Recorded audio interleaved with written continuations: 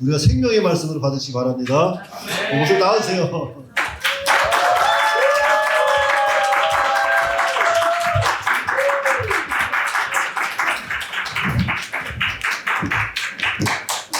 네, 반갑습니다. 안 쉬고 오면 3시간 반인데 좀 쉬고 왔어요. 한 4시간 정도 걸렸고, 여러분들 절대 140 이상 밟지 마시기를 간절히 바랍니다. 위험해요. 그리고 예담교회 뜻 정답은 두 번째 예수님을 닮아가는 교회가 맞습니다. 맞히신 분들은 알아서 상 주세요. 왜냐하면 예수님을 닮은 교회라고 하기에는 너무 부족하기 때문에 저희는 항상 닮아가고자 하는 그런 소망을 가지고 그렇게 이제 교회를 또 세워가려고 노력을 하고 있습니다. 제 소개를 잠깐 드리면 제 이름은 김은택 목사고요. 또 사랑하는 아내와 또 두 아이가 있는데 남자, 여자아이, 첫째가 남자아이인데 8살이고 둘째가 5살이에요. 조금만 가까우면 같이 와서 이렇게 교제하고 싶었는데 너무 멀어서 애들이 막 멀미하고 그래서 또 오늘 첫째가 그 유치원 졸업식이 있었어요. 그래서 졸업하고 저는 이제 중간에 나오는 바람에 이렇게 못 오게 되었습니다. 다음에 또 기회 되면 보면 좋을 것 같아요. 그리고 대구에서 저는 이제 개척한 지 한 3년 정도 됐고 또 성도가 한 명도 없는 가운데서 내려가서 하나님 은혜 가운데 교회가 세워지게 하고 지금까지 이렇게 잘 하나님 은혜 가운데 교회가 또 세워지고 있습니다. 그래서 이번 수련회를 통해서 여러분들을 만나 뵙게 돼서 대단히 반갑습니다. 혹시 저 아시는 분 있어요? 얼굴이라도? 한 번이라도 예전에 광흥교회에서 또 청년 특강 했었는데 들어보신 분 있으세요? 네, 몇 분 계시네요. 감사합니다. 네, 오늘은 제가 한영광 목사님께 특강 부탁을 받고 청년들이 지금 거의 20대 또 30대 초반 이렇게 구성이 되어 있다고 들어서 인생에 있어서 도전이 될 만한 어떤 말씀을 증거할까 생각하다가 그래도 청년의 때 가장 혈기 넘치고 또 힘이 있고 생명력이 넘치는 시기인데 그때 인생의 목적에 대해서 성경적으로 바로 분별하고 그리고 갈 길을 힘있게 달려가는 것이 어떻겠나 싶어서 오늘 인생의 목적이라는 제목으로 하나님 말씀을 증거하려고 합니다. 한영광 목사님 말씀하신 것처럼 편하게 듣되 집중해서 들어주시면 고맙겠고 혹시라도 졸리시면 뒤에 나가서 서서 들으시면 좋을 것 같아요. 네, 저도 자주 그랬거든요. 뒤에서 서서 들으시면 또 잠이 또 깨고 할 것 같습니다. 먼저 잠깐 제가 간단히 기도하고 시작하도록 하겠습니다. 거룩하신 하나님 감사합니다. 좋은 때 또 좋은 날 좋은 장소에서 사랑하는 도봉교회 청년부 수련회를 개최하게 하시고 지금까지 인도하신 하나님 감사를 드립니다. 청년들에게 하나님 은혜를 주시고 진리와 성령으로 찾아와 주셔서 살아계신 하나님을 알게 하시고 하나님의 영광과 아름다움을 믿음의 눈을 떠서 보게 하시며 하나님을 사랑하되 그리스도를 통한 구속의 은혜와 또 사랑으로 하나님을 사랑하며 또한 하나님께 더욱더 가까이 나가는 청년들 다 될 수 있도록 은혜를 베풀어 주시옵소서. 이 시간도 살아계시며 우리를 사랑하사 우리와 함께 하시는 하나님께 소망을 두며 간절히 은혜 내려주시옵기를 바라오며 이 시간 모든 강의 위에 하나님의 성령께서 함께하사 저희들을 진리 가운데로 인도하여 주시옵소서. 감사하며 주 예수님의 이름으로 기도하옵나이다. 아멘. 먼저 하나님 말씀 보겠습니다. 하나님 말씀 한 절만 볼게요. 고린도전서 10장 31절 말씀입니다.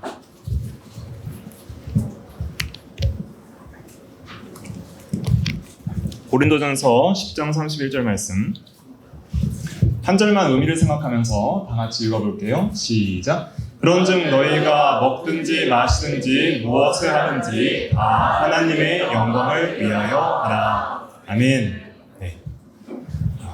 오늘 말씀의 제목은 인생의 목적입니다. 인생의 목적이라는 것은 다른 말로 하면 왜 사는가라는 질문이겠죠.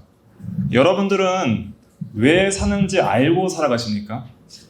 또 내가 무엇을 위해 사는지 깊이 있게 고민을 해보셨어요? 정말 양심적으로 내가 왜 살고 무엇을 위해서 살아야 하는지 깊이 고민해 보신 분 한 분 손 들어봐 주실래요?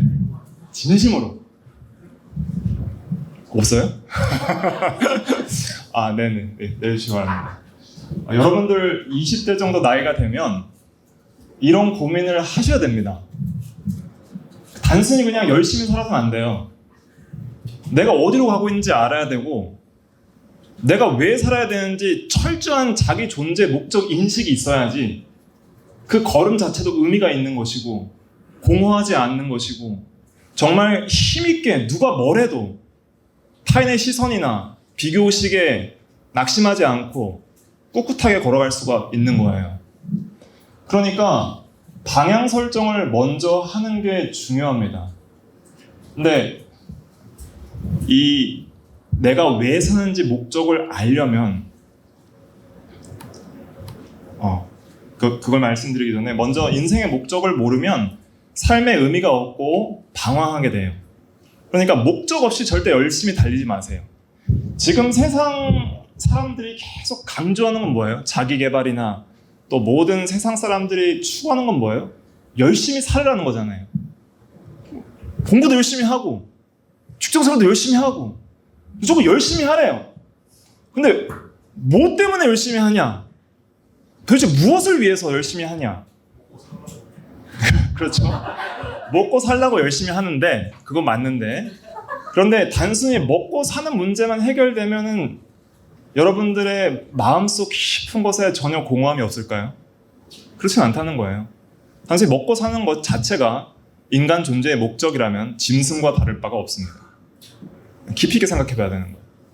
짐승이 하는 일이 뭐예요? 먹고 자고 싸고 반복이에요. 그럼 그것과 다를 게 없다면 인간이라는 존재가 무슨 의미가 있겠냐는 거죠. 여러분들 사회적으로 성공해도 정말 나의 존재의 목적을 확실히 알고 그 목적을 위해서 달려가지 않으면 열심히 사는 것은 그것만으로는 의미는 없다 하는 것을 살다 보면 깨닫게 될 것입니다.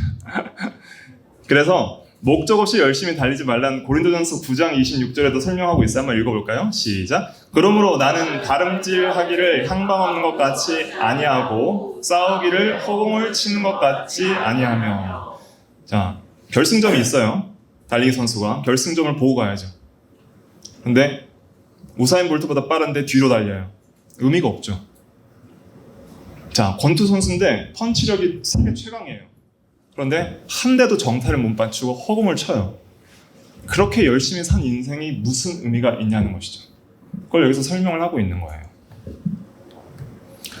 그래서 인생의 이 목적을 알려면 이 세 가지를 다 알아야 됩니다. 오늘 이 세 가지를 제가 증거를 할 건데, 먼저 내가 왜 사는지를 알려면 내가 누군지부터 알아야 돼요. 자기 정체성부터 확립해야 되는 것이죠. 그러니까 이런 질문을 여러분들 계속 하셔야 돼요. 나는 누구인가? 후에 대한 질문이에요. 존재에 대한 질문. 후. 나는 무엇인가? Who am I? 혹은 What am I? 나는 무엇인가에 대한 질문을 스스로 던져서 거기에 대한 답을 확실하게 찾아야 됩니다. 그럼 내가 누군지를 알면은 그때부터 나의 존재의 목적을 비로소 인식하게 되는 거예요. 세상 사람들은 내가 누군지 모르기 때문에 인생의 목적을 몰라요. 여러 철학자들을 공부해 보시고 많은 이 세상에서 훌륭하다고 업적을 세운 사람들에게 물어보세요. 인생의 목적이 뭐예요? 라고 물어보면 대부분 모른다고 답을 할 거예요. 왜냐하면 내가 누군지 모르니까 그런 거예요. 그래서 내가 누군지 알게 되면 비로소 내가 어떻게 무엇을 위해서 살아가야 될지 알게 되고, 목적지가 정해졌으면 그때부터 해야 될 게 뭐예요? 어떻게 살아야 할 것인가? 그때부터 나와야 될 질문이 세 번째 질문이에요.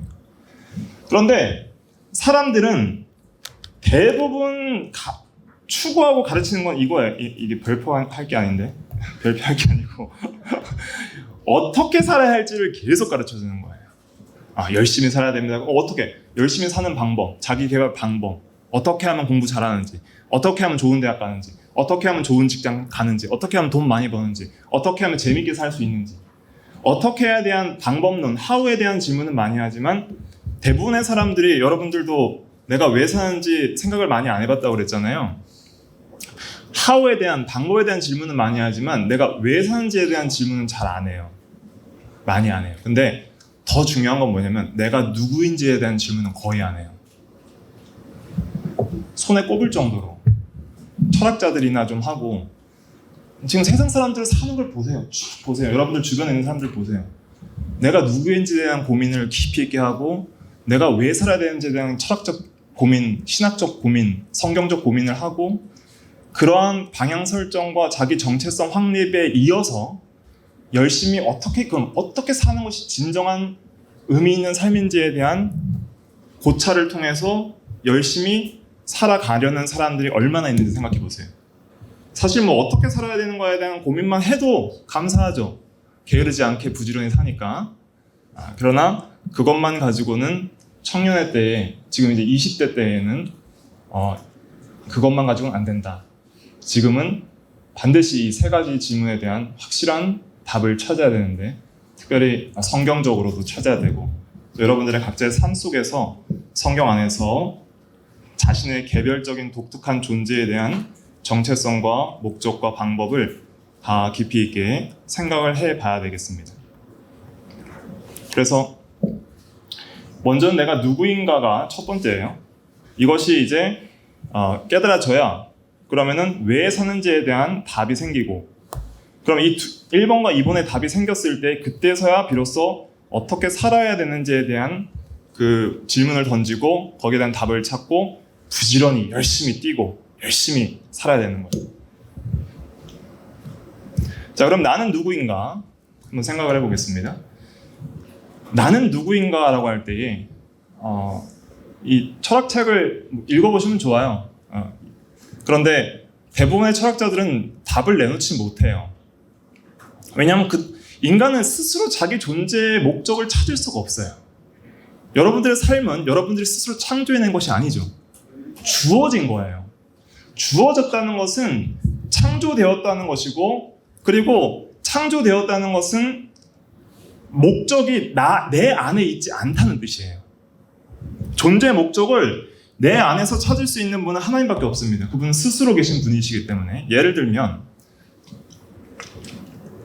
여기 통이 있잖아요. 물통의 존재 목적은 뭐예요? 물을 담는 거죠. 그리고 물을 마시게 하는 거잖아요. 그런데 얘가 자기 스스로 존재 목적을 스스로 결정할 수 있어요? 결정할 수도 없고 스스로 인식할 수도 없어요. 이걸 만든 사람에 의해서 그 목적이 생기는 거예요. 그렇기 때문에 그 만들어진 모든 피조된 존재들은 만든 자에 의하여 존재의 목적이 결정되고, 그 다음에 피조된 모든 것들은 그 목적에 따라 살 때 가장 가치 있고 의미 있고 아름다운 거예요. 그런데 이 물통이 독립선언을 했어요. 이제 졸린가 보다. 잠깐 좀 집중해서 들어보세요. 얘가 독립선언을 해서 아니야, 나는 이제 그런 존재 목적대로 살지 않을 거야. 인생을 나 중심으로 내 마음대로 살 거야 하고 떠났어요. 그래서 주인의 손을 떠나서 자기 스스로 기쁨을 찾으려고 여러 가지 일들을 했는데, 그러나 주인이 보기엔 이제 이 물건은 쓸모 있어요, 없어요? 없는 거예요. 더 이상 의미도 없고. 그럼 어떻게 해요? 버리는 거죠. 그러니까 인간은 창조된 하나님의 피조물입니다. 그렇기 때문에 인간의 존재 목적은 창조주 하나님으로부터만 알 수 있는 거예요. 그래서 내가 누구인지 알려면 반드시 하나님이 누구신지부터 알아야 되는 거예요. 내가 누구인지 알려면 나를 창조하시고 구원하시는 하나님이 누구신지 먼저 아는 것이 중요한 거예요. 그래서 첫째로는 하나님은 누구예요? 하나님은 창조주이시다. 둘째로는 하나님은 구속주이시다. 그런데 하나님이 창조주이시다는 것을 알 때 우리가 누구인지 비로소 알게 되는 거예요. 자, 이걸 물어보려고 그랬는데, 자, 하나님이 창조주이시면 못 받겠죠? 우리는 누구예요? 피조물인데 특징이 있어요. 모든 피조물과 다르게 우리 인간만이 가지고 있는 특징은 수식어가 붙어요. 하나님의 뭐로 창조된 피조물이에요? 형상대로. 자, 하나님의 형상대로라는 수식어가 붙는 유일한 피조물은 인간밖에 없어요. 천사도 이런 수식어가 안 붙어요. 모든 피조세계 어떤 것도 하나님의 형상이라는 수식어가 성경에 안 붙습니다. 천사는 성기는 영이지 하나님의 형상은 아니에요. 본질적으로. 그래서 우리는 하나님의 형상대로 창조된, 좀 더 붙이면 이성적, 도덕적 피조물이다. 이성적이라는 것은 지식, 감정, 의지가 있다는 거예요. 알고, 느끼고, 마음의 결정을 하고 행동할 수 있는 의지적인 그런 부분이 있고, 도덕적이라는 것은 의롭고 선하고 거룩한 존재로 창조되었다는 뜻이죠. 그래서 오늘 여러분들이 확실하게 마음속에 새겨야 될 것 중에 하나는, 나는 하나님의 형상대로 창조된 이성적, 도덕적 피조물이다. 이것을 꼭 기억하시기 바랍니다. 그 다음에 두 번째로는 하나님은 구속주이십니다. 구속이 뭔지 아세요? 구속이 뭐예요? 구속. 아우, 너무 잘 배웠네. 속자는 값이 들어가는 값. 대속, 구속, 속자는 값이 들어가는 거예요. 그래서 값을 치렀다는 의미예요. 값을 치렀다. 그래서 예수 그리스도의 피값을 치르고 사셨다는 의미죠. 그래서 우리를 해방시켰다는 의미죠. 뭐에서? 죄와 사망과 마귀와 또 세상으로부터 우리가 해방된 것입니다. 그래서 구속주로서 우리가 하나님을 인식할 때에는 나는 그리스도의 피로 구속된 하나님의 뭐예요?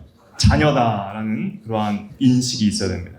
그래서 먼저는 피조물이라는 인식이 있어야 돼요. 첫째로는. 왜냐하면 이런 인식을 잘 안 가지고 살아요. 내가 세상의 주인이고 내가 세상의 왕이고 내가 세상의 하나님이 되는 거예요. 그게 타락한 인간의 본성이거든요. 그런데 먼저는 살아계신 하나님, 세상을 창조하신 선하시고 능력 있는 절대 주권자이신 하나님에 대한 존재 인식이 있어야 돼요.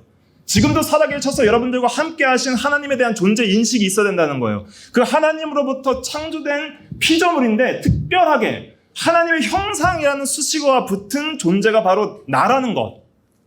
거기에 대한 확실하고 처절한 그 깨달음과 그 인식이 있어야 된다. 이게 중요한 것이고, 그다음 두 번째는 하나님께서 사람이 되셔서 우리를 죄를 위하여 피 흘려 죽어주시고 우리를 사랑하사 자기 피값으로 사셔서 죄와 사망과 마귀와 세상으로부터 우리를 해방시켜 주신 그 사랑으로 하나님의 자녀된 그런 존재이다. 나는 하나님의 자녀다. 그런 존재인식이 있어야 돼요. 하나님의 자녀의 특징은 뭘까요? 하나님의 자녀의 특징. 여러분들은 하나님의 자녀입니까? 잘생기고 이뻐요. 자녀라면 본능적으로 나오는 말이 있어요. 뭐예요? 아버지예요. 아버지. 본성이에요. 아버지. 그러니까 아버지라는 거는 만국 그 모든 다른 언어들에 비교해보면 다 비슷비슷해요. 그래서 뭐 영어도 팝하고 우리 아빠 그러고 또 여러 이제 그런 언어들이 아버지라는 언어들이 비슷하고 엄마도 비슷하고 그래서 우리가 하나님의 자녀라는 그 인식이 있어야 됩니다. 굉장히 뻔한 소리 같지만 굉장히 중요한 지금 진리를 말씀을 하는 거예요. 그럼 이제 나는 왜 사는가는 이 두 가지로 결정이 돼요. 자, 내가 왜 사는지를 알려면 하나님이 왜 나를 창조하시고 구속하셨는지를 알아야 됩니다. 왜 창조하셨죠? 하나님의 영광을 위해 창조하셨습니다. 이사야 43장 7절 한번 읽어볼게요. 43장 7절 시작. 내 이름으로 불려지는 모든 자, 곧 내가 내 영광을 위하여 창조한 자를 보게 하라. 아멘. 내 영광을 위하여 창조한 자를 오게 하라. 그를 내가 지었고 그를 내가 만들었느니라. 하나님의 영광을 위하여 창조하셨습니다. 그 다음에 빨리빨리 넘어갈게요. 그 다음에 하나님의 영광을 위해 또 뭐가 되었어요? 구속되었다. 구원받은 거예요. 고린도전서 6장 19절부터 20절 읽는데 여기서부터 읽어볼게요. 너희는부터 시작. 너희는 너희 자신의 것이 아니라 값으로 산 것이 되었으니 그런즉 너희 몸으로 하나님께 영광을 돌리라. 아멘. 그래서 우리가 구속받은 것도 하나님의 영광을 위해, 창조 지음받은 것도 하나님의 영광을 위해. 자, 여기까지는 여러분들 다 한 번씩 들어본 말씀이죠. 네. 그러면 웨스트민스터 소유문답 제1문답 외우실 수 있는 분 있어요? 자, 한번 외워보세요. 자, 사람의 제일된 목적은 무엇입니까? 사람의 제일된 목적은 하나님을 영화롭게 하고 그리고 영원토록 즐겁게 그를 영원토록 즐거워하는 것입니다. 네. 자, 한번 같이 읽어볼게요. 답 시작. 사람의 제일 되는 목적은 하나님을 영화롭게 하는 것과 그를 영원토록 즐거워하는 것입니다. 웨스트민스터는 어디에 있죠? 영국에 있죠? 원어가 영어로 되어 있어요. 그런데 이 원어를 보시면 좋아요. 여기서 목적을 뭐라 그랬어요? end라 그랬어요. end.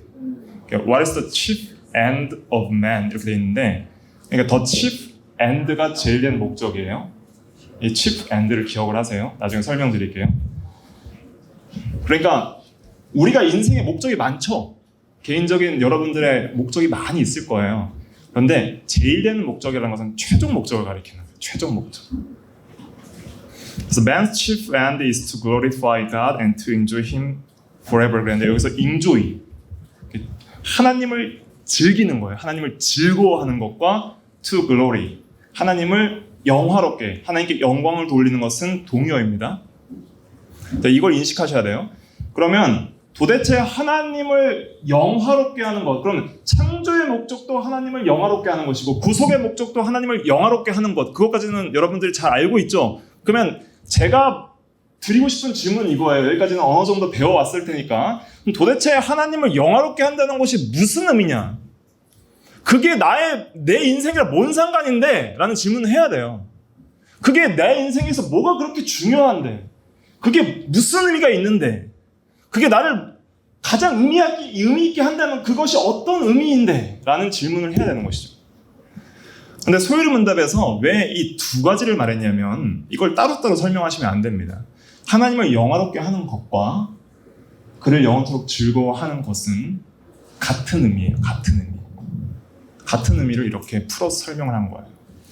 그러니까 여러분들이 하나님을 영화롭게 하세요 하면은 뭔가 굉장히 고상한 사명 같잖아요. 그런데 나한테는 별로일 것 같다는 생각은 안 드셨나요? 저만 했나요? 그러니까 나를 위하는 거는 전혀 없이 그냥 오직 하나님만을 위하는 것처럼 그렇게, 물론 그것이 너무 영광스러운 소명이라서 나는 그렇게 죽을 때까지 살겠지만, 근데 나에게는 그렇게 와닿지 않는 진리이지 않는가라는 그런 생각을 저는 해본 적이 있어요. 그런데 그렇지 않다는 것이죠. 그러면 이제 하나님을 영화롭게 한다는 것을 구체적으로 설명드리기 전에 이제 여기부터 이제 본론입니다. 구체적으로 설명드리기 전에 아까 또 chief end라고 그랬잖아요. 그러니까 최종 목적을 말하는 거예요. 최종 목적. 그러니까 나라는 존재가 인생을 살아가는 데 있어서 하나님께 영광을 돌려야 되는데 그 영광을 돌리는 게 도대체 무슨 의미냐는 것을 인식하기 전에 먼저는 우리 인생에 있어서 단순히 하나님을 영화롭게 하는 것만 인생의 목표와 목적은 아니라는 것이죠. 그렇죠? 여러분들이 지금 공부를 열심히 해서 이제 고등학생 때 공부를 열심히 해요. 왜 하죠? 좋은 대학 가려고 하는 거잖아요. 그러니까 공부를 열심히 하는 목적이 있어요. 뭐예요? 학교 좋은 데 가려고. 그죠? 이것도 목적이에요. 그것 자체가 안 좋다는 뜻이 아니에요. 그런데 학교 잘 가려고 하는 이유는 뭐예요? 좋은 대학 가려는 이유는? 좋은 직장 가려고, 그죠? 이것도 목적이에요. 근데 중요한 건 뭐냐면 더 치프 엔드가 하나님의 영광을 가리키고 있냐를 확인하는 거예요. 이해되시죠? 내가 공부를 하는 것도 목표고 학교 가는 것도 목표고 직장 좋은 데 가는 것도 목표인데 이것이 더 chief end와 부합되냐 거기를 향하고 있느냐를 체크를 해야 되는 거예요. 그러니까 이것 말고도 여러 가지가 있겠죠. 내가 결혼을 해요. 좋은 배우자를 선택해요. 그런데 얼굴 예쁘고 돈 잘 벌고 잘생기고 이런 게 아니라 그것도 중요해요. 이게 안 중요하다는 뜻은 아닙니다. 여러분들 눈에 보기에 예쁘고 여러분들 눈에게는 최고가 돼야 돼요. 그런데 중요한 건 뭐냐면 결혼을 하는 것도 나의 어떤 욕망을 채우기 위한 것이 아니라 정말 하나님의 영광을 위한 결혼이냐 이런 걸 생각해 봐야 돼요. 그런데 여러분들이 정말 하나님을 사랑하잖아요. 그러면 외모나 실력이 아름다운 사람보다는 영혼이 아름다운 사람을 아름답게 보기 시작할 겁니다. 이런 것이 굉장히 중요해요. 영혼이 아름다운 것을 생각해 본 적이 있으십니까? 여러분들 외모를 꾸미기 위해서 하루를 시작하기 위해서 오늘 수련회 때 여자들 하루를 시작하면서 화장하고 준비하는데 몇 시간 걸렸어요? 10분? 대단.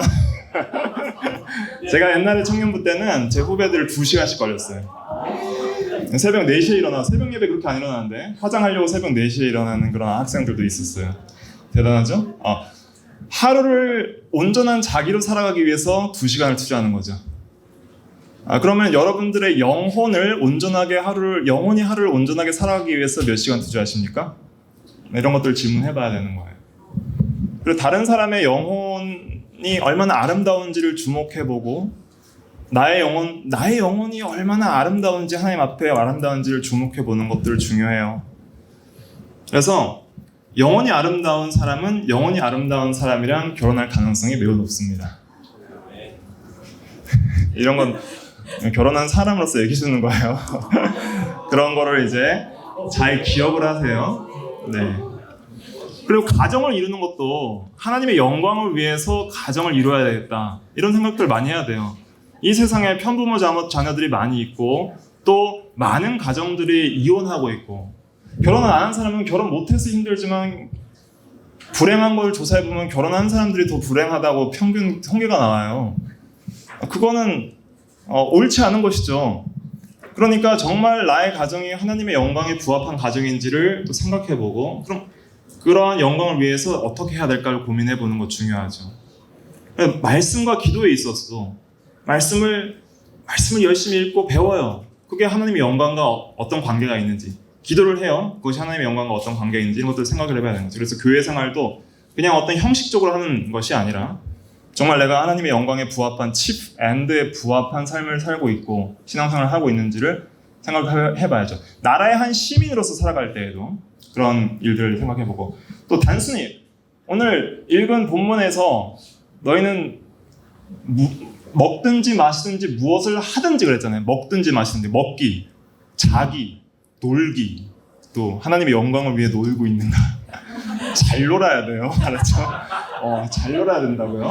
그러니까 노는 것도 악한 놀이는 하지 말고 정말 나의 영혼을 더 아름답게 하고 나의 육체의 건강을 유지시키고 정말 또 이 세상에서 하늘을 보면서 하나님의 광대하심을 찬양하고 바다를 보면서 하나님의 그 깊으신 은혜들을 느끼면서 산을 보면서 그런 하나님의 이 존재하심과 선하심과 이러한 것들을 우리가 느낄 수 있어야 되는 것이죠. 여행을 가서라도. 그래서 이러한 여러 가지 삶에 있어서 하위 목적들이 있어요. 그러니까 이 하위 목적을 이거를 소홀히 하라는 뜻은 아니라 이거죠. 하나님의 영광을 위해서 산다는 것이 단순히 인생의 목적은 그거 하나뿐이야 라고 생각한다면 굉장히 잘못된 성속 이원론에 빠진 신앙이 될 수 있습니다. 교회 생활만 하는 것이 가장 거룩한 거야. 말씀과 기도만 거룩한 거야. 다른 거는 별로 안 중요해. 그런데 하나님께서 이 세상을 창조할 때 동산 나무의 모든 실과를 창조하시고 마음대로 먹으라고 하셨죠. 그러니까 우리가 이 세상에 있어서 육신적인 하나님의 선하신 것들을 누리고 하나님으로 즐거워하는 것도 하나님이 기뻐하시는 거고 또 그 에덴 동산에 뭐도 창조하셨어요? 금도 창조하시고 포마노도 창조, 보석도 있었어요. 강도 있었고 그렇기 때문에 그런 모든 것을 아담이 누리고 정복하고 다스리면서 그 모든 삶의 모든 현장 속에서 하나님의 영광을 드러내는 삶을 살았다는 거예요. 어떻게 그렇게 할 수 있을지를 고민을 해봐야 된다는 거예요.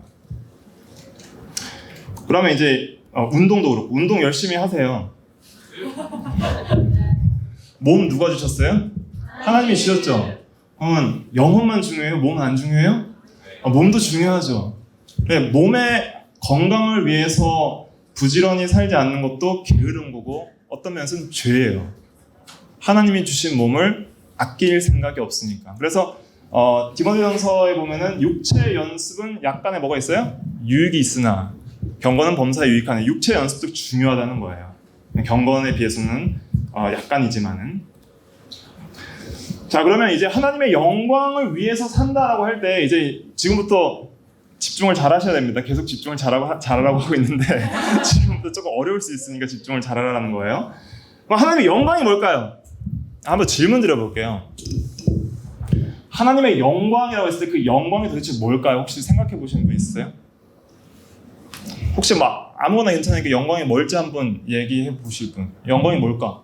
모든 속성 자체예요. 네네. 집사님은 굉장히 신학적인 정확한 답을 말씀하시네요. 모든 속성, 하나님의 모든 속성들은 하나님의 영광을 나타내요. 그런데 좀 쉽게 말하면 이렇게 말할 수 있습니다. 한번 따라해볼까요? 하나님의 존재적 탁월성. 한마디로 말하면 탁월성이다. 이렇게 말할 수 있어요.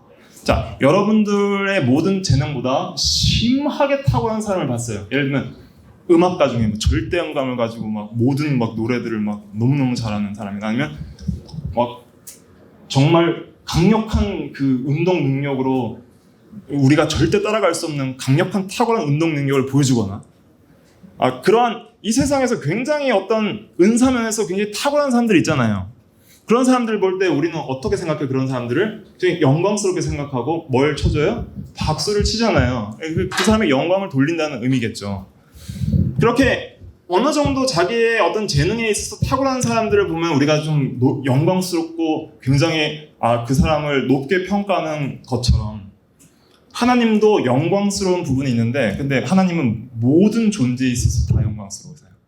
전 존재가 영광 그 자체예요. 그러니까 하나님의 존재 자체는 영광의 하나님이시다.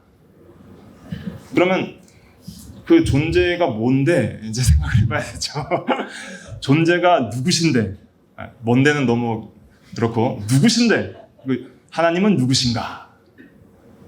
하나님은 누구십니까? 그런 거 말고 이제 그거는 직분 그러니까 사역적 의미죠. 창조하시고 구속하시고 일하신 면이에요. 그냥 본질적으로 들어가서 하나님의 본질을 말하는 거예요. 자, 인간은 누구인가라고 할 때는 영혼과 육신으로 구성되어 있는 하나님의 형상대로 창조된 이성적이고 도덕적인 피조물이라는 정의가 나오죠. 굉장히 명쾌하죠. 그런데 하나님은 누구신가라고 했을 때, 하나님이 누구신가라고 했을 때 그 정의를 내릴 수가 인간이 있을까 없을까요? 없어요. 왜냐하면 하나님은 본질적으로 누구로부터 창조된 분이 아니기 때문에 스스로 계신 분이기 때문에 하나님은 존재적으로 무한하시고 그렇기 때문에 우리는 하나님을 한 번에 파악할 수가 없어요. 하나님을 한 번에 파악한다면 어떨까요? 하나님을 한 번에 다 파악할 수가 있어. 더 이상 하나님이 아니시겠죠. 아니면 내가 하나님이거나 둘 중에 하나예요. 그러니까 하나님은 유한은 무한을 완전히 파악할 수 있어요? 없어요? 없어요. 그렇기 때문에 그 무한자인 하나님께서 내가 누구인지를 뭐 해주셔야 비로소 우리는 하나님을 파악할 수 있을까요? 계시해 주셔야 돼요. 계시의 뜻이 무엇이죠? 계시는 감추어졌던 것을 열어서 보여줌, 이 계시예요. 그러니까 하나님을 우리가 스스로 파악할 수 없기 때문에 하나님께서 자신의 말씀을 통해서 알려주시는 거예요. 나는 누구니라? 자, 성경에서 하나님을 누구라고 가르쳐 주셨냐? 출애굽기 3장 14절에 보면 모세에게 하나님께서 자신을 뭐라고 말씀하셨어요? 나는 여호와라. 스스로 있는 자니라. 네. 그래서 스스로 있다는 것은 어떤 의미냐면 원어를 그대로 풀면 나는 나다 이런 뜻입니다.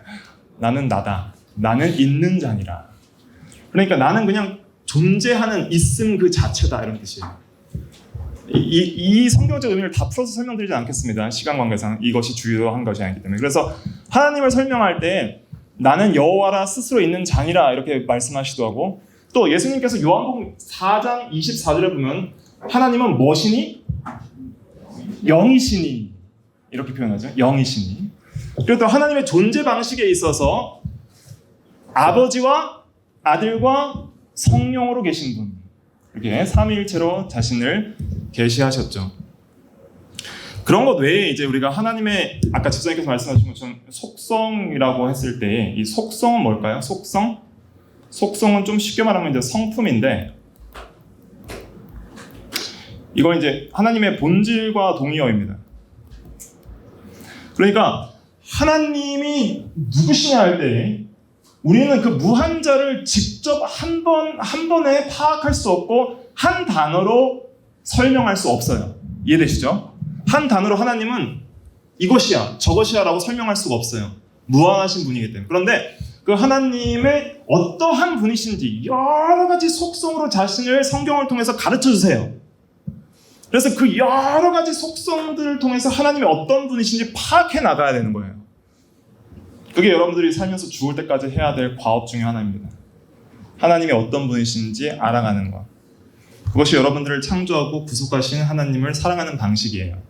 사랑하면 누구를 그 사랑하는 사람 알고 싶어지잖아요. 그래서 이 속성을 성경에서 뭐라고 하냐면 이렇게 표현을 해요. 너무 명쾌하죠? 그래서 이 네 개는 외우셔야 돼요. 자전불변 무한 단일. 자전불변 무한 단일. 유튜브에 들어가면 예담교회 TV 대구 서변동이라고 있어요. 어떤 목사가 하는 건데 저예요. 거기 가면 하나님을 아는 지식이라는 시리즈로 이것을 다 설명을 합니다. 그리고 개혁교회 교리 시리즈로 다 설명을 한 거예요. 그래서 한번 구독, 좋아요, 알림 설정 해주시고 하나님의 영광을 위해 큰 도움이 될 수 있습니다. 전도에 큰 도움이 됩니다.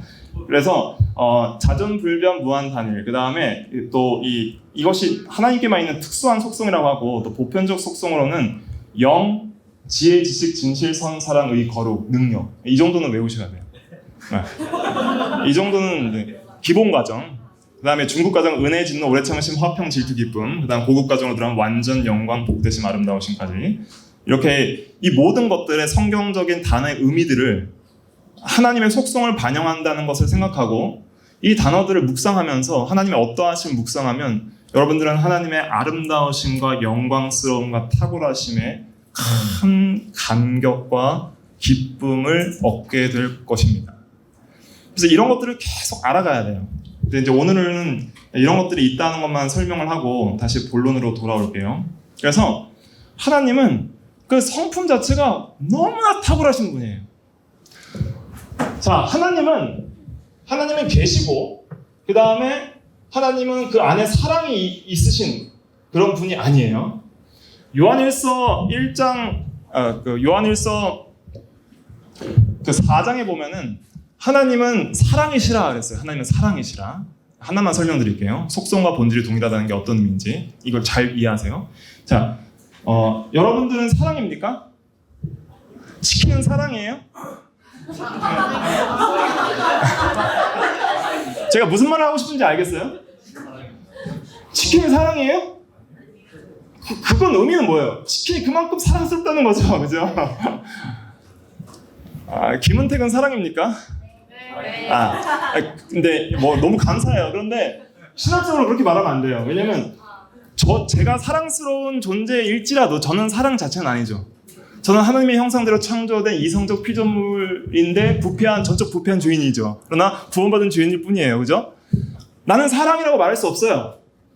여러분들 마음에 사랑이 많이 있어도 나는 사랑이야 라고 감히 말할 수 있는 사람이 누가 있어요?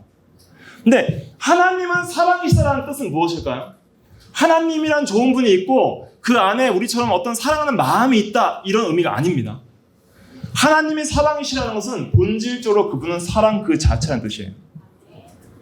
이걸 이해하셔야 돼요, 신학적으로.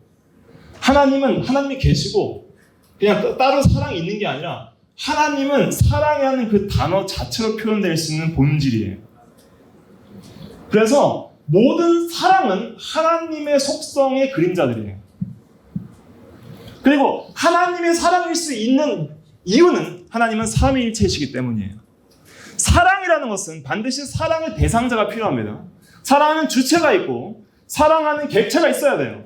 그래서 내가 사랑하는 마음이 내가 나오고 그 다음에 사랑하는 대상이 있어야 비로소 사랑이라고 할 수 있는 거야. 그런데 그것을 하나님 안에 갖고 계세요.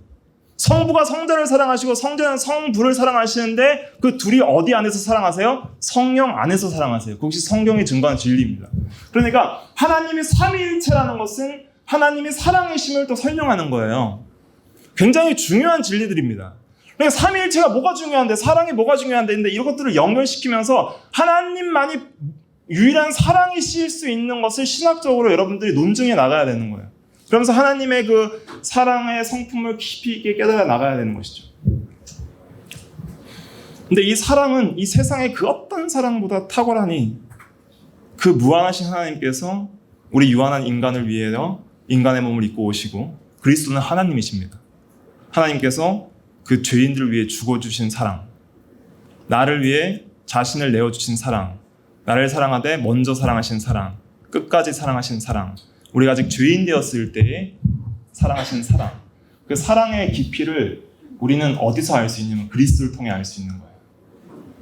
아무도 하나님의 사랑을 몰랐지만은 그리스도를 통해서 주신 그 하나님의 사랑을 알고 우리가 믿게 되는 거예요. 그러니까 사랑이라는 하나의 속성만 살펴봐도, 다 살펴보지 않았습니다. 다 살펴보면 깜짝 놀랄 거예요. 사랑만 알아봐도 하나님의 사랑의 존재적 탁월성이 느껴지십니까? 이게 느껴져야 돼요. 그래야지 하나님을 사랑할 수 있습니다. 사랑이 뭘까요? 이런 걸 다 고민을 해봐야 돼요. 사랑이 뭡니까? 자, 사랑을 정의하실 수 있는 거 한번 정의해보세요. 자연스럽게, 편하게. 떨리는 마음. 좋아요. 그런 설레는 마음 좋고, 또 어떤 게 있을까요? 사랑은? 질투. 그렇죠. 하나님은 질투하는 하나님이시죠. 네, 선한 질투를 말하는 거예요. 그러니까 자신의 그 사랑의 관계를 보존하기 위한 선한 질투. 자, 세상에 많은 악한 질투가 있잖아요. 유일하게 선한 질투는 뭐예요? 남편과 아내 사이에 누가 끼어들었을 때 질투하는 것. 자신의 부부관계를 보호하기 위한 질투는 선한 질투인 거예요. 이해되시죠? 그러나 악한 질투는 뭐냐면 나는 가지고 있지 않은데 남이 가지고 있는 것을 보고 미워하는 것. 이게 악한 질투예요. 이해되시죠? 그 차이점을 이해하셔야 됩니다. 그러니까 그런 질투, 하나님은 질투하는 하나님이라 할 때는 그런 의미에서의 질투, 우상 숭배하는 걸 질투하시는 거예요. 왜냐하면 우리를 사랑하시기 때문에. 제가 한마디로 정의하면 사랑은 자기 드림이라고 할 수 있어요. 자기 드림, 자기를 주는 것, 자기 드림. 그래서 하나님께서 우리에게 자기를 주셨어요. 누굴 통해서? 예수 그리스도를 통해서 자신 전체를 우리에게 주셨어요. 그래서 우리도 하나님께 자기를 드려야 돼요.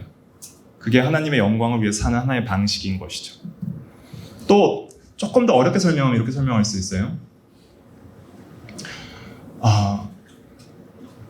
이 어떤 좋아하는 그러한 귀하게 여기는 존재를 지속적으로 즐거워하는 것.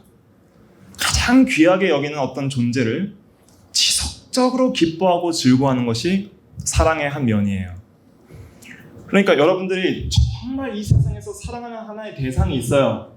생각을 해보세요. 생각만 해도 너무 행복해요.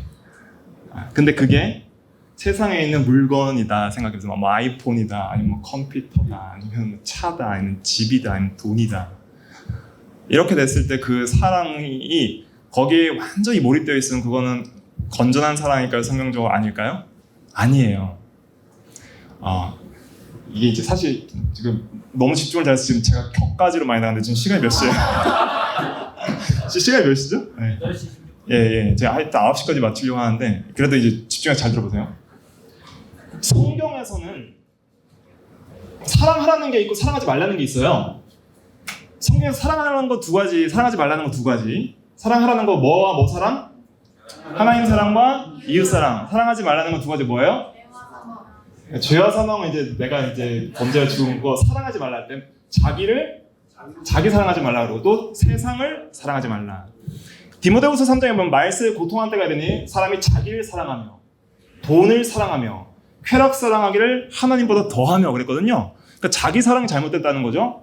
그 다음에 요한 1서 2장 15절부터 17절에 보면 너희가 세상에 있는 것들과 세상을 사랑하지 말라 그랬어요. 세상에 있는 것은 육체의 정욕과 안목의 정욕과 이생의 자랑이니 세상을 사랑하는 데는 아버지의 사랑, 즉 아버지를 사랑하는 사랑이 그 속에 없다라는 뜻입니다.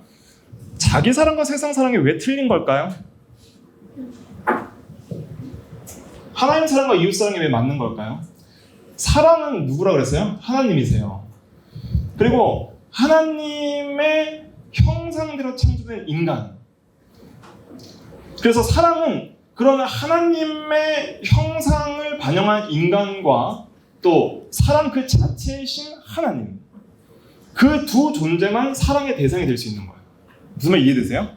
사랑의 본질 자체이신 하나님과 하나님의 형상이라는 건 하나님을 닮았다는 뜻입니다. 하나님을 닮았다는 뜻인데 하나님을 닮은 하나님의 형상의 인간만 사랑의 대상이 될 수 있는 거예요. 사랑의 대상. 이런 말들은 처음 들어보시죠? 사랑의 대상이 정해져 있어요. 사랑이신 하나님과 사랑하는 그 형상대로 하나님의 형상대로 창조된 인간만 사랑의 대상. 그렇기 때문에 인간은 하나님과 인간을 사랑하게 돼 있어요. 그럼 세상은 어떻게 돼요? 세상은 다스리고 정복하고 선하게 사용해야 될 존재들이에요. 사랑이라는 것은 인격적 관계 속에서 오는 거거든요. 나만 사랑하고 그 대상이 나를 사랑하지 못한다면 나같이 의미가 없는 거예요. 나는 아이폰을 마음과 뜻과 목숨과 힘을 다해 사랑해요. 근데 걔는 나를 사랑하지 못해요. 그럼 그건 정상적인 사랑의 관계가 아닌 거예요. 이해되시죠? 세상은 사랑해야 될 대상이 아니라 내가 하나님의 형상대로 창조된 인간이 바르게 다스리고 누리고 사용해야 될 대상이에요. 그걸 잘못 사랑하게 되면 그게 우상이 되는 거예요. 그 다음에 자기 사랑은 왜 틀렸냐면 사랑하는 주체와 객체가 내 안에 있어요. 내가 사랑하는데 나를 사랑해. 그게 잘못된 사랑이에요. 이해되시죠? 그러니까 사랑이라는 것은 주체가 있고 객체가 있어야 돼요.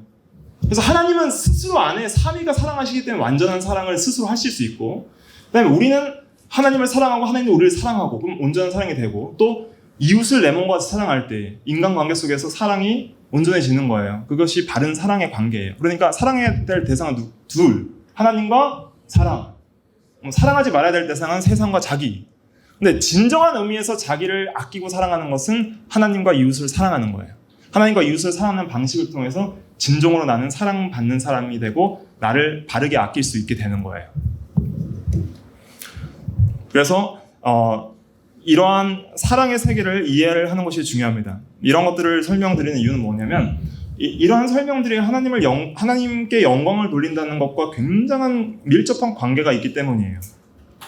자, 한번 읽어볼게요. 하나님께 영광을 돌린다는 것은 무슨 의미인가? 제가 좀 자세하게 설명드리기 위해서 좀 길게 썼는데 그래도 참고 한번 읽어볼게요.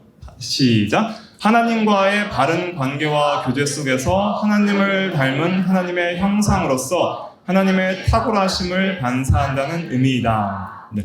하나님께 영광을 돌린다는 건 무슨 의미일까? 하나님의 영광이 부족해서 우리가 뭘 더 더해줘서 하나님이 덜 영광스러운데 더 영광스럽게 해드린다라는 그런 의미는 절대 아니에요. 왜냐하면 하나님은 존재적으로 완전하신 분이에요.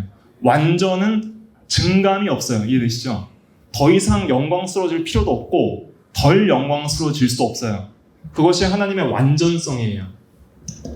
그렇다면 우리가 하나님께 영광을 돌렸을 때 하나님이 사실은 우리가 하나님께 영광을 돌린다고 해도 하나님이 뭐 더 영광스러워지거나 덜 영광스러워지거나 더 기쁨이 더하거나 그럴 수 없어요. 하나님은 그 기쁨 자체이시고 영광 자체이시기 때문에. 그렇다면 하나님께 영광을 돌린다는 의미는 무엇이냐면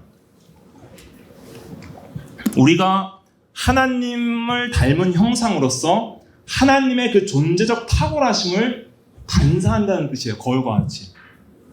태양이 비칠 때 달이 반사하는 것처럼 그렇게 하나님의 영광을 이 세상에 반사하는 존재로 우리가 창조되었어요. 그리고 우리가 구속되었어요. 그러니까 여러분들의 모든 영혼의 전 인격과 모든 육체의 말과 행동에 있어서 걸어다니는 살아있는 인격적이고 도덕적인 하나님의 영광의 광채요, 영광의 반사체라는 거예요. 그러한 존재 인식이 있어야 돼요. 그런데 여러분들은 하나님의 영광스러운 형상을 반사하고 계십니까? 이게 이제 중요하죠, 그죠? 네. 이게 중요한 거예요. 여러분들의 마음속을 잘 보세요. 여러분들이 생각하는 지식, 여러분들이 느끼는 감정. 의지는 뭘까요? 의지는 마음의 선택이에요. 마음의 선택이 의지예요. 그러니까 내가 알아야 느끼죠. 뭘 알아야 지식이 있어야 느끼는 거예요. 좋다 나쁘다. 좋다 나쁘다는 것을 감정적으로 인식해야 그때 비로소 마음적으로 의지적으로 선택을 하게 되는 거예요. 여러분들 인생은 그렇게 구성되어 있어요. 매일 인풋이 있고 또 안에서도 나오고 그 다음에 그것에 대해서 감정적으로 평가를 해요. 좋다 나쁘다, 좋다 나쁘다, 선하다 안 좋다, 밉다 사랑스럽다 평가를 하고 평가에 따라서 선택을 하게 돼요. 그 선택에 따라서 여러분들의 인생이 결정이 돼요.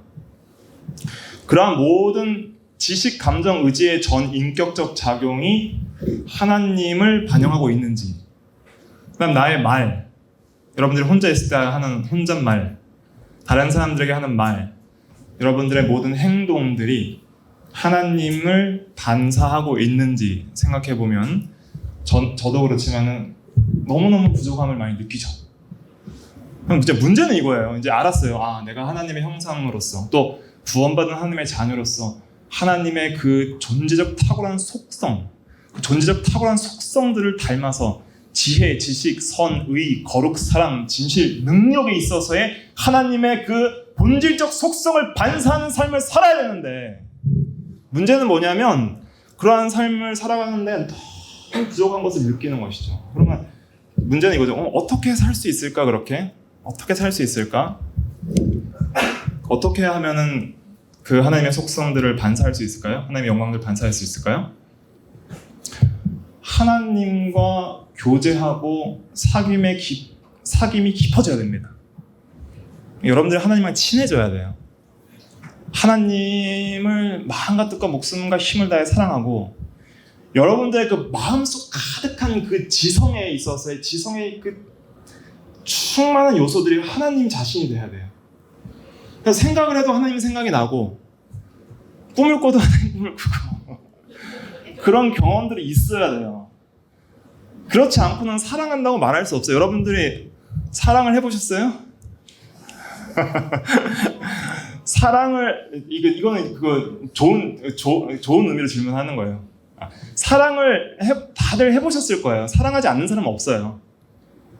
누구를 사랑하냐의 문제지. 친구를 사랑하는 것도 사랑이고 부모를 사랑하는 것도 사랑이고 또 정말 내가 사랑하는 이성을 사랑하는 것도 사랑이고, 사랑할 때 우리가 그 사랑의 대상을 계속 마음속에 품죠. 사랑이 식어지면 점점 사라지는 거예요. 그런데 중요한 건 누구와 함께하면 그 누구를 닮게 돼 있어요. 누구랑 함께하면 누구를 닮아요. 그러니까 하나님의 형상을 반사하는 사람의 특징은 뭐냐면 하나님이랑 늘 동행하고 함께하는 사람들이에요. 그리고 그 하나님의 성품을 알아가기를 힘써요. 너무 사랑스러운 대상이시기 때문에 하나님의 성품을 알기를 힘써요. 그래서 하나님을 사랑하기 때문에 말씀을 읽는 거고 배우는 거고 듣는 거고, 하나님을 사랑하기 때문에 기도하는 거고, 하나님을 사랑하기 때문에 하나님의 영광을 위하여 살아가려는 그러한 도전을 받게 되는 것이죠. 그래서 하나님과의 사귐과 교제, 이것이 정말 중요합니다. 그런데 우리가 왜 하나님의 형상대로 창조되었을까요? 자, 집중해 보세요. 내가 왜 하나님을 닮은 존재인 하나님의 형상대로 창조되었을까요?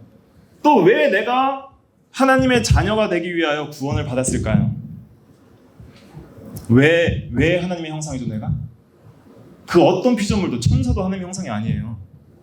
근데 내가 하나님의 형상이라는 것은 어떤 의미가 있냐면 하나님과 인격적으로 교제하기 위해서 우리가 하나님의 형상대로 창조되었고 하나님의 자녀로서 구원을 받은 거예요. 그래서 우리가 어떻게 창조됐는지 제가 한 말씀을 띄워드릴 테니까 한번 주의 깊게 한번 읽어볼게요. 시작. 여호와 하나님이 땅의 흙으로 사람을 지으시고 생기를 그 코에 불어넣으시니 사람이 생명이 되니라. 아멘. 이제 잠을 깨시고 잘 집중해서 보세요. 여호와 하나님이 땅의 흙으로 사람을 지으시고 육체를 지으셨다는 것이죠. 그리고 생기가 뭐예요? 생기가 뭐예요? 생명의 호흡이라는 뜻입니다. 생명의 숨이라는 뜻이에요. 생명을 살게 하는 숨. 생명의 숨이 생기예요. 생명의 호흡, 생명의 숨. 그다음에 생명의 숨을 그 코에 불어 넣으시니 비로소 사람이 뭐가 됐어요? 생영이 됐어요. 생영. 생명을 히브리어로 네페시 하야라고 하는데 이 생명은 쉽게 말하면 생명체다 이런 뜻이에요. 생명체. 그래서 생명의 호흡 혹은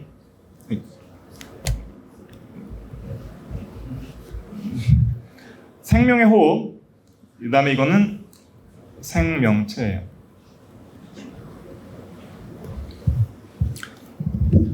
그림을 잘 그려보세요. 그림을 하나님께서 이 세상 모든 만물을 창조하실 때 어떻게 창조하셨어요? 말씀으로 땅아, 물들아, 하늘아, 생물들을 내라 명령했어요. 근데 오직 사람만이 하나님께서 사람을 창조하실 때 사람을 지으시고 그 다음에 마치 하나님은 영이시기 때문에 몸이 없지만 그림을 잘 그려보세요. 이미지를 떠올려봐요. 마치 우리에게 입 맞추듯이 이렇게 얼굴과 얼굴을 맞대시고 하니까 비로소 살아있게 됐어요. 이게 무슨 의미일까요? 이 인간은 다른 피조물과 다르게 누구를 향해서 사는 존재예요?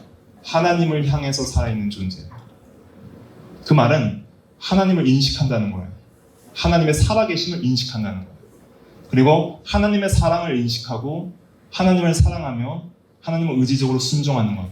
그래서 이것은 지금 영혼의 생명을 가리키는데 인간은 영혼이 있어요. 영혼은 하나님을 향하여 살아있는 존재로 창조된 인간의 구성 요소예요. 그래서 인간이 영적으로 영혼을 가진 존재로 창조되어 있다는 것은 다른 모든 피조물들과 다르게 하나님을 향해서 산 존재로 창조되었다는 뜻이에요. 그런데 우리 죄인들은 하나님을 모르다가 예수 그리스도를 믿고 중생하여서 영혼이 살아났을 때 본능적으로 깨닫는 건 뭐냐면 하나님이 살아계신다. 하나님이 존재하신다. 하나님에 대한 존재 인식이 생기는 거예요. 그리고 그리스도를 통해서 하나님의 사랑을 알아서 하나님을 향해서 사랑하는 마음을 갖는 존재가 되는 거예요. 그리고 그 하나님의 모든 말씀을 순종하는 방식으로 하나님을 사랑하게 되는 것이죠.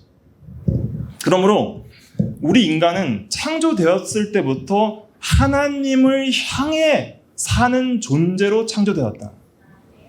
그것을 깊이 있게 인식하고 하나님을 향해 살면서 단순히 우리가 어떤 하나님의 피조물로서 종으로서 넌 내 창조물이니까 넌 날 무조건 위해서 살아야 돼. 날 위해 봉사해. 날 위해 헌신해. 이런 의미로서 하나님께 영광을 돌린다는 뜻이 아니라 오히려 우리는 하나님의 자녀로서 또 우리는 하나님의 신부로서 오히려 하나님의 아내로서 하나님과의 인격적 관계 속에서 사랑의 교제를 누리면서 하나님의 형상으로서 하나님을 닮아감으로써 하나님과 사귐이 깊어지면서 하나님을 닮아감으로써 그 하나님의 존재적 탁월성을 반사하는 존재로 우리가 지음받고 구속받았다는 거예요. 무슨 말인지 이해되시죠? 그러니까 여러분들이 하나님의 영광을 위해서 살려면 여러분들은 마음과 뜻과 목숨과 힘을 다해서 하나님을 사랑해야 됩니다. 내 전 인격을 다해서 하나님을 깊이 있게 묵상하고 사랑해야 됩니다. 내 하나님을 사랑하려면 어떻게 해야 되죠? 알아야 돼요. 아는데 하나님이 어떻게 보여야 할까요? 그렇죠. 사랑스럽게, 아름답게 보여야 돼요. 아름다워야 사랑하는 거죠. 세상의 모든 아름다움은 하나님의 아름다움의 반영입니다.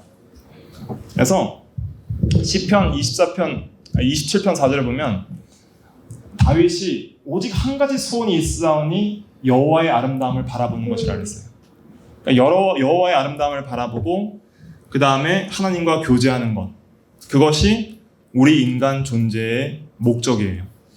그렇게 살아갈 때 비로소 여러분들은 인생에 있어서 참된 의미를 하나님 안에서 발견할 수 있게 되는 것입니다.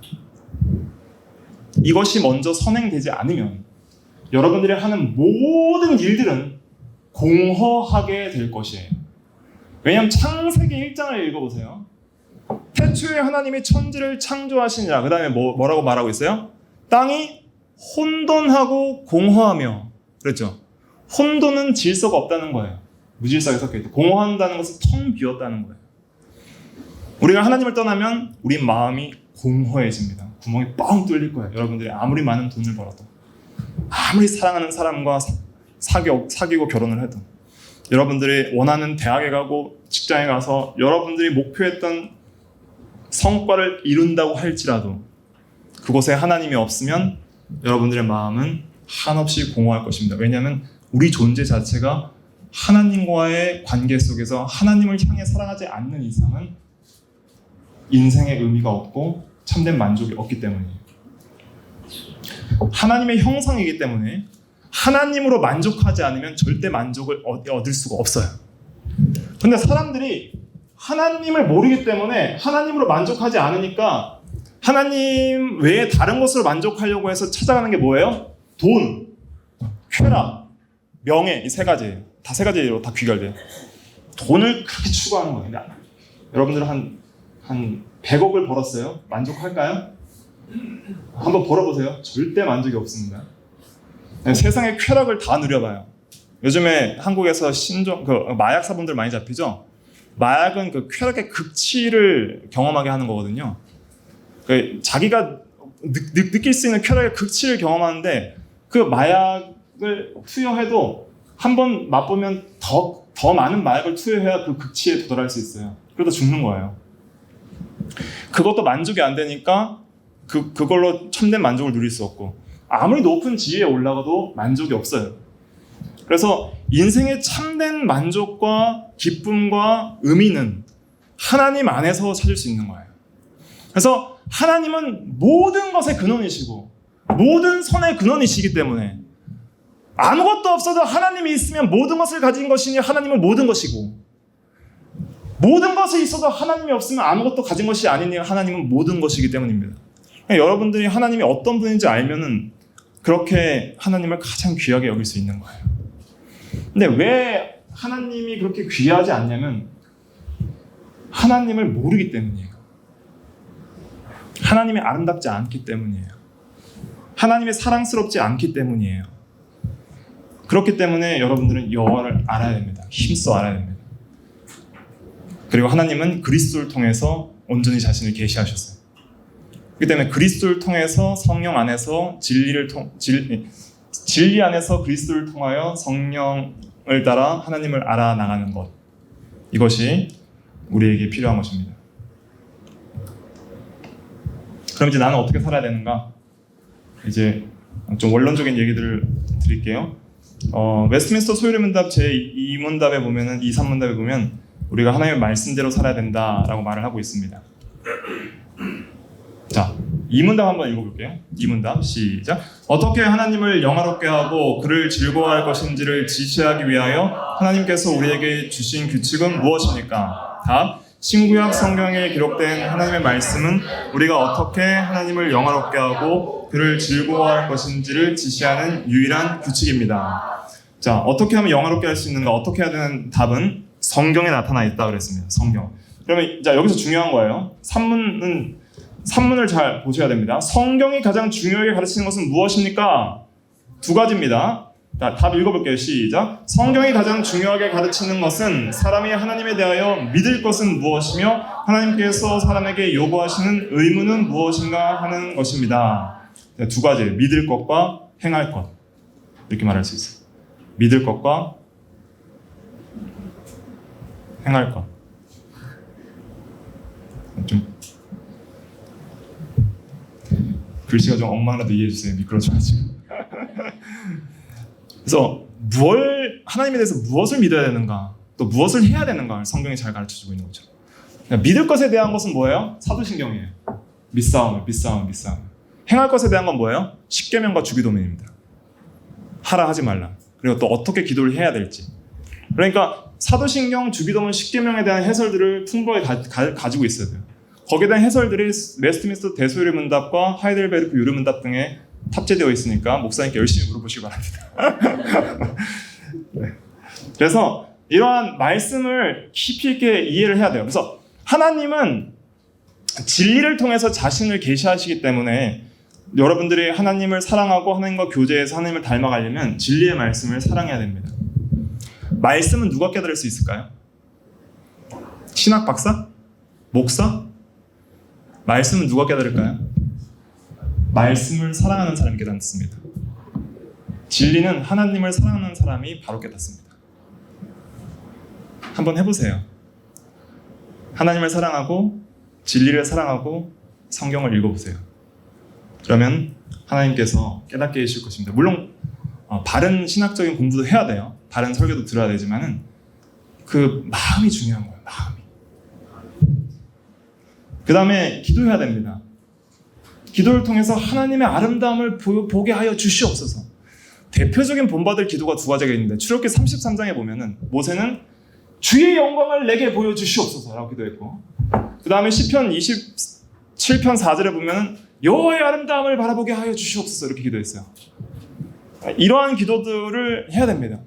나의 힘이 되신 여호와여, 내가 주를 사랑하나이다. 주님의 사랑을 알게 하여 주시옵소서. 속성들을 깨닫는 기도를 해야 되는 거예요. 주님의 지혜와 지식과 능력을 알기 원합니다. 주님의 선하심과 거룩하심과 의로움을 알기 원합니다. 그렇게 살게 하여 주시옵소서. 돈 주세요. 하지 말고 먼저 그의 나라와 그의 의, 하나님을 먼저 구해보세요. 그 다음에 그런 말씀과 기도, 제가 항상 그 교회에서 강조하는 건 뭐냐면 말씀과 기도, 믿음과 순종이에요. 말씀과 기도. 말씀은 뭐예요? 영혼의 양식. 기도는 영혼의 호흡. 안 먹으면 죽어요. 숨 안 쉬면 죽습니다. 육신이 배고프면 잘 먹죠. 숨 막히면 쉬죠. 근데 왜 기도는 안 하고 말씀은 안 읽어요? 영혼이 죽어 있어도 별 관심이 없어요. 그죠? 육체적으로만 살아있으면 괜찮다고 생각을 하는 거예요. 근데 하나님의 형상대로 창조된 인간은 하나님에 대하여 살아있을 때 진짜 자기 존재를 알고 의미를 느낄 수 있어요. 시간이 계속 많이 가서 그런데 철학적인 얘기 하나만 드릴게요. 10분 남아 10분 내로 끝낼게요. 20분 일찍 마치려고 하니까. 어차피 우리는 죽어요.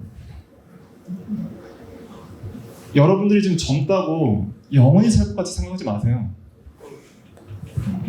어차피 죽어요. 병 들 거고, 인생은 어차피 고난이에요. 고난의 연속이에요. 왜냐하면 우리가 범죄하여 타락했고, 세상도 타락해서 가시와 엉겅퀴가 나고, 우리가 아무리 노력해도 열매 없음을 경험하게 될 거예요. 그런데 왜 계속 세상을 바라보냐 이거예요. 내가 소망하는 대상이 이 세상의 고통과 고난과 죽음까지도 건드릴 수 없는 영원한 가치가 있는 것이 되어야 되는 거예요. 그래야 의미가 있는 거예요. 내가 평생 노력했는데 죽으면 다 사라질 것들을 최종 목표로 놓는 것이 얼마나 어리석은가 한번 생각해 보세요. 어차피 죽으면 하나도 잡을 수 없는 그런 세상의 것들을 내가 사랑하고 있으면서 마치 영원히 살 것처럼 생각하는 그 어리석음이 얼마나 어리석은가. 영원하신 하나님을 내가 가장 최종적인 목적을 두고 그분 한 분이 나의 모든 소망이 될 때 비로소 여러분들은 사망과 죽음도 건드릴 수 없는 견고한 반석을 얻는 거예요. 이해되세요? 그래서 사도 바울은 빌립보서 1장에서 나는 내가 사는 것이 그리스도니 죽는 것도 뭐함이라? 유익함이라. 왜냐하면 사나 죽으나 나는 주의 것이고 주와 함께하 있기 때문에. 내가 사망의 음침한 골짜기를 지날지라도 해를 두려워하지 않을 것은 주께서 나와 함께 하심이라. 세상과 여러분들의 친구들은 함께 할 수 없어요. 부모도 함께 할 수 없어요. 그러나 사망의 골짜기, 사자굴, 풀무불, 죽음의 순간까지도 두려워하지 말 것은 하나님이 나의 하나님이시고 하나님이 내 안에 계시고 하나님이 내 손을 잡고 끝까지 동행하시는 것, 끝까지. 하나님이 우리와 함께 하실 수 있는 이유는 뭐예요? 그리스도께서 버림받으셨기 때문이에요. 엘리 엘리 라마 사박다니, 나의 하나님 나의 하나님이 어찌하여 나를 버리시나이까. 주님께서 버림을 당하셨습니다. 왜요? 우리의 죄를 대신하시고 하나님이 우리와 함께 하시기 위해서예요. 죽음까지 그리고 이기신 주님께서 승천하시면서 마태복음 28장 마지막 절에 내가 세상 끝날까지 항상 너희와 함께 있으리라 하시고 우리와 함께 계세요. 나를 창조하시고 우리랑 함께 계시기 위해서 우리가 아담 안에서 범죄함으로 우리가 하나님을 떠났어요. 선악과가 좋아서 하나님을 버렸어요. 세상이 좋아서 하나님을 버렸어요. 먹음직하고 보암직하고 탐스럽게 할 만큼 지혜로운 나무가 하나님보다 더 아름답게 보이니까 이해되세요? 선악과가 더 아름다운 거예요. 하나님보다 나를 사랑하시고 나의 창조주이시오 사랑의 근원이신 그분보다 선악과가 더 아름다운 거예요. 그래서 하나님을 버리고 떠났어요. 그러면 하나님이 당장 버리셔야죠. 하나님 당장 버리셔야 의로운 거예요. 이해되세요? 천사들은 한 명도 구원 못 받습니다. 그 타락한 천사들은 인간과 대조군이에요. 타락한 천사들은 그 한 존재도 구원 못 받아요. 근데 오직 성도들만, 하나님이 선택한 사랑의 대상자들, 예수를 믿는 우리들은 하나님이 다시 함께 하시기 위해서 사람의 몸을 입고 오셔서 하나님 아버지로부터 성자 하나님께서 버림받으신 거예요. 그렇게 우리가 하나님의 사랑을 받고 다시 하나님과 함께하며, 그래서 너는 나를 향하여 살아라. 마음과 뜻과 목숨과 힘을 다해 주 너의 하나님을 사랑하라. 먼저 사랑을 주시고 그렇게 명령을 하시는 거예요. 그것이 진짜 인간으로서 살아가는 존재의 이유라고. 그래서 우리는 그렇게 살아가야 됩니다. 그렇게 살아갈 때 모든 인생의 질서가 잡히기 시작할 거예요. 여러분들이 학생이면 학생으로서, 가정의 질서, 학생으로서 학교에서의 질서, 또 여러분들 내면적 질서가 잡혀요. 내면적 질서. 여러분들의 인생에 있어서 왜 우울하고 공부하고 혼란스럽고 좌절감을 느끼고 자존감이 떨어지냐면 내면적 질서가 다 무너져서 그래요. 지식과 감정과 의지가 무너져 있어요. 지식이 마땅히 알아야 될 것을 알지 못하고 마땅히 알아야 될 것들을 모르고 무지하고, 감정이 마땅히 사랑해야 될 것을, 선한 것을 사랑하지 않고 악한 것을 사랑하고, 의지가 날마다 그런 악한 것들을 선택하고 살아가니까 온갖 죄악 가운데 괴로워하는 거예요. 그런데 하나님을 만나고 나면 이 내면적 질서가 잡혀요. 무엇이 선인지 알기 시작해요. 하나님이 누구신지 알고, 선이 무엇인지 알고, 거룩한 삶과 의로운 사람이 무엇인지 지성적으로 인식하고 그거를 좋아하게 돼 있어요. 아무리 지성적으로 내가 알아도 그것을 사랑하지 못하면 그것을 그렇게 사랑할 수 있는 능력이 없어요. 내가 의로운 삶을 사랑해야 그렇게 사랑할 수 있는 거예요. 그런데 하나님은 의 자체예요. 그렇기 때문에 하나님을 사랑하면 의로운 삶이 사라지는 거예요. 그래서 내면적 질서도 잡히고 삶의 모든 균형이 잡혀져 나가기 시작해요. 가정생활, 학교생활, 직장생활, 사회생활, 국가에서 하는 시민으로서의 생활, 교회생활, 모든 면에서 질서가 잡히고 혼돈한 상태에서 화평한 상태와 질서의 상태가 잡히고 공허한 상태에서 충만한 상태가 돼요. 충만. 하나님으로 충만하고 성령으로 충만하고 진리로 충만하고 사랑으로 충만한 그러한 삶을 살 때에 진정으로 인간다운 삶을 살게 됩니다. 인간다운 삶. 인간다움이라는 것은 예수 그리스도를 통해서 보이신 거예요. 예수님께서 이 땅에 오셔서 성육신하셔서 이 세상에서 사는 모든 그의 인격과 삶을 통해서 사람은 이런 거야 라는 걸 보여준 거예요. 인간은 이렇게 살아야 돼. 인간은 이런 존재야. 너희들이 이런 모든 하나님의 형상을 잃어버렸어. 인간은 원래 이런 존재야. 이렇게 사는 것이 참된 인간다움이야를 예수 그리스도를 통해서 보이신 거예요. 여러분들이 예수님을 보면서 참된 인간다움, 참된 나다움이 뭔지를 깊이 있게 배워나가야 되는 것이죠. 그걸 위해서 말씀과 기도와 믿음과 순종을 해나가야 됩니다. 그리고 거룩한 삶을 살아야 돼요. 구별된 삶. 그래서 여러분들 참된 행복은 어디인 줄 아세요? 참된 행복. 오늘 여러 가지 질문들 너무 많이 하죠? 여러분들 진짜 행복하고 싶죠? 행복하지 않아서 그래요. 행복하지 않으니까 행복하고 싶은 거예요. 무슨 말 이해돼요?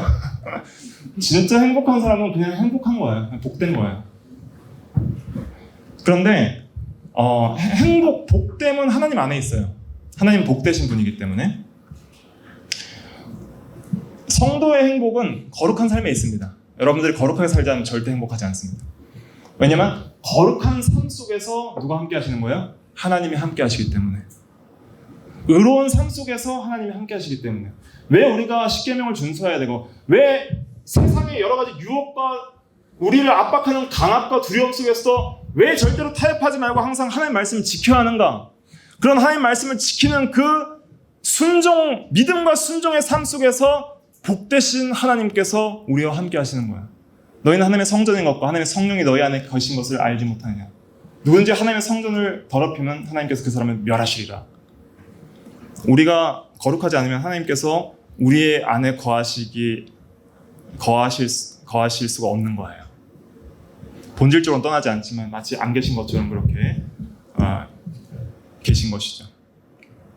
그래서 여러분들은 어떻게 살아야 하는가? 한마디로 정리를 하면 거룩하게 살아야 되고 또 사랑하면서 살아야 됩니다. 이해되시죠? 컸게 사랑하세요. 누구를요? 하나님을. 그러려면 하나님이 아름다워야 돼요. 아름다운 대상을 사랑하게 돼 있어요. 무작정 제가 사랑하라는 게 아니에요. 사랑하는 마음도 어떻게 사랑해요? 하나님이 아름답게 보여야 돼요. 세상 그 어떤 보아보다 아름답게 보여야 돼요. 그래서 사도 바울이 빌립보서 3장에 뭐라고 그랬어요? 내 주 예수 그리스도를 아는 지식이 가장 고상함을 인하여 다른 모든 것을 배설물로 여김은 내가 그리스도를 뭐라고요? 얻고 그 안에서 발견되려 하면 그리스도를 얻고 그 안에서 발견되어 살도록 그렇기 위해서 가장 귀한 보화로 주 예수를 귀한 보화로 여기고 다른 모든 것은 상대적으로 배설물처럼 여겨진다는 거예요. 그러한 믿음의 눈이 있어야 돼요. 영혼의 눈은 믿음입니다. 하나님은 눈에 보이지 않지만 믿음의 눈으로 보는 거예요. 그러니까 이러한 눈을 떠서 하나님의 아름다우심에 감격을 하고 살아야 돼요.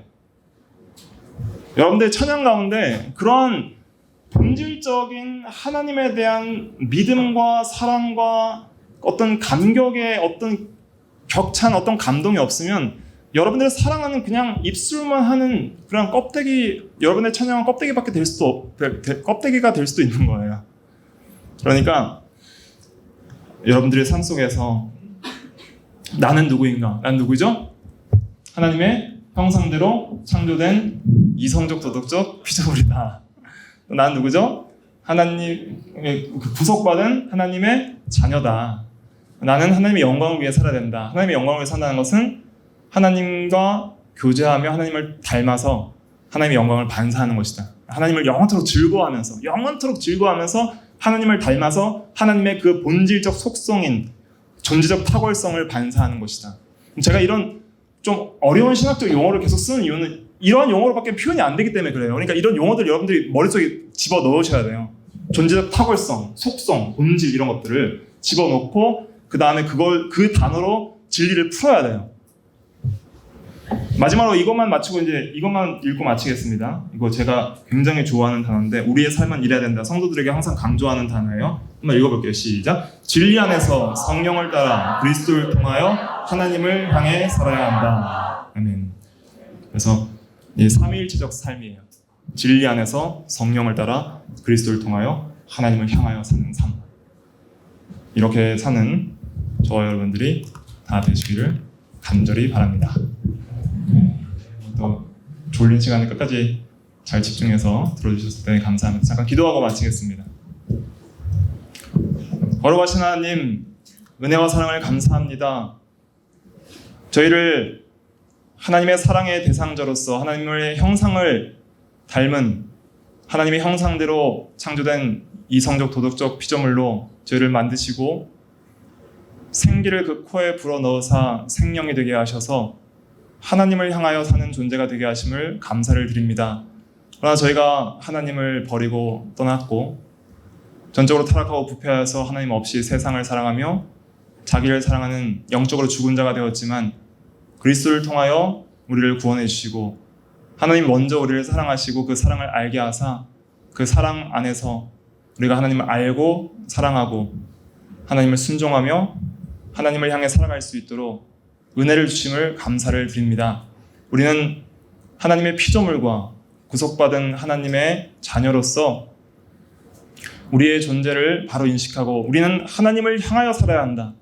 하나님의 영광을 위하여 살아야 한다는 것을 깊이 깨닫고 하나님과의 영적 사귐과 교제 속에서 하나님을 닮아서 이제는 그 하나님의 존재적 탁월하심의 영광을 우리의 전 인격과 삶으로 반사하는 저희들 다 될 수 있도록 은혜를 내려 주시옵소서.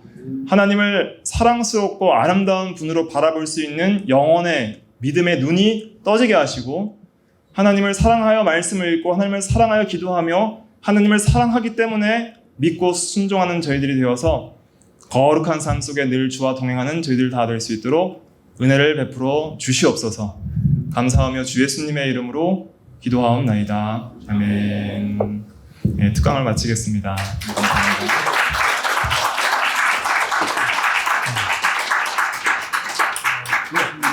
감사합니다.